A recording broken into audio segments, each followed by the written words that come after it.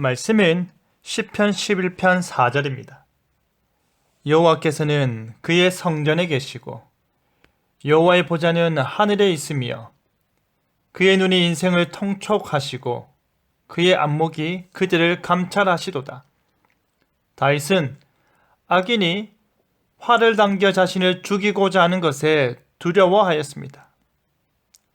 악인들이 쏘는 화살에 의인을 위험스러운 상황들과 음모들을 통해 파멸로 이끄는 것입니다. 악인들은 어두운 곳에서 은밀하게 의인을 해치려 하는데 하나님을 향하는 안목이라는 제목으로 말씀이 주는 교훈을 함께 나누겠습니다. 다윗의 친구들이 권면하기를 터가 무너지면 의인이 무엇을 하랴 합니다. 국가의 기강이 무너졌다. 국가의 정상적인 법률 시스템이 무너졌다.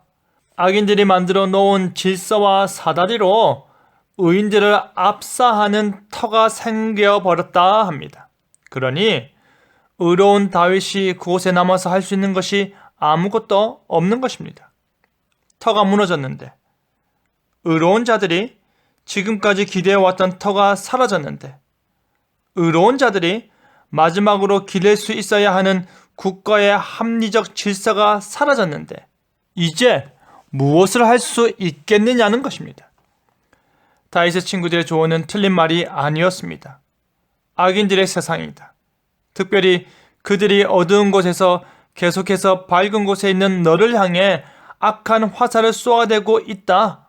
그리고 사람들은 그 날아가는 화살을 향해 환호까지 하고 그 화살이 입힐 피해가 얼마나 아픈지에 대해서는, 얼마나 억울한지에 대해서는 전혀 관심이 없다는 것입니다. 그러니 너는 그곳을 떠나 생명이라도 부지해라 라는 조언이라 할 수 있습니다. 그러자 다윗은 고백하기를 여호와께서 그 성전에 계시니 여호와의 보좌는 하늘에 있으며 합니다.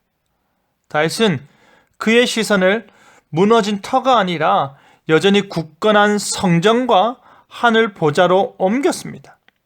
자신을 공격하는 적들이 아무리 많다 하더라도 자신이 두 발로 딛고 서 있는 그 터가 완전히 와해되어 무너졌다 하더라도 자신의 시선은 하나님께 있다는 것입니다.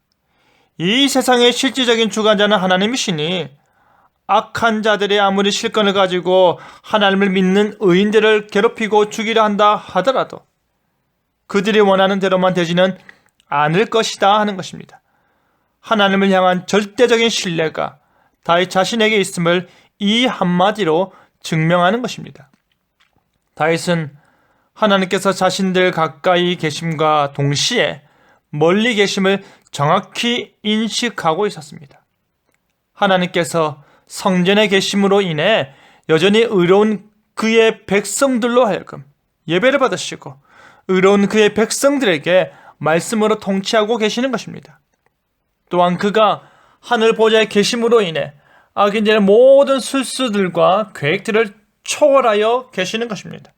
그렇기 때문에 다윗은 나는 그 어떠한 위기가 오더라도 오직 나의 하나님께 피하겠다 하는 것입니다. 나에게는 하나님이 계시니 그에게 피하기만 하면 된다 하는 것입니다.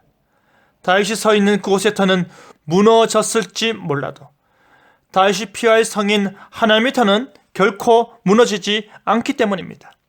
하나님의 보좌와 하나님의 전은 그 어떠한 것에도 무너지지 않기 때문입니다. 바로 그 하나님께서 그의 눈으로 인생을 통촉하시고 감찰하시는 것입니다. 정확하게 인간의 선행과 악행을 분별하시는 것입니다. 모든 것을 가장 완벽하고 정확하게 살펴보시고 분석하여 아신다는 것입니다. 하나님은 다 아십니다. 하나님은 그의 마음의 씨앗이 어떻게 자라났는지, 그 생각이 어떻게 정리되고 계획되었는지, 그 손길이 무엇을 향했는지 다 아시는 것입니다. 그리고 판단하사 의로운 일을 행하시는 것입니다. 의로우신 하나님께서 의로운 일을 행하심을 좋아하는 것입니다. 사랑하는 성도 여러분, 하나님 앞에서 정직하게 행하는 자는 반드시 하나님의 얼굴을 보게 될 것입니다. 하늘 보좌에서 모든 인생을 감찰하신 하나님께서 그 앞에 정직하게 행하는 자에게 선한 것으로 보답하시는 것입니다. 그의 안목은 틀림없기 때문입니다. 그의 안목은 확실하기 때문입니다. 오직 하나님께 마음을 두고 그에게 피하는 자는 반드시 참된 구원과 위로를 받음을 믿으시길 바랍니다. 그리하여 하나님의 안목을 믿으며 그 앞에서 믿음으로 정직하게 행하는 저와 여러분 되기를 간절히 바랍니다. 아멘.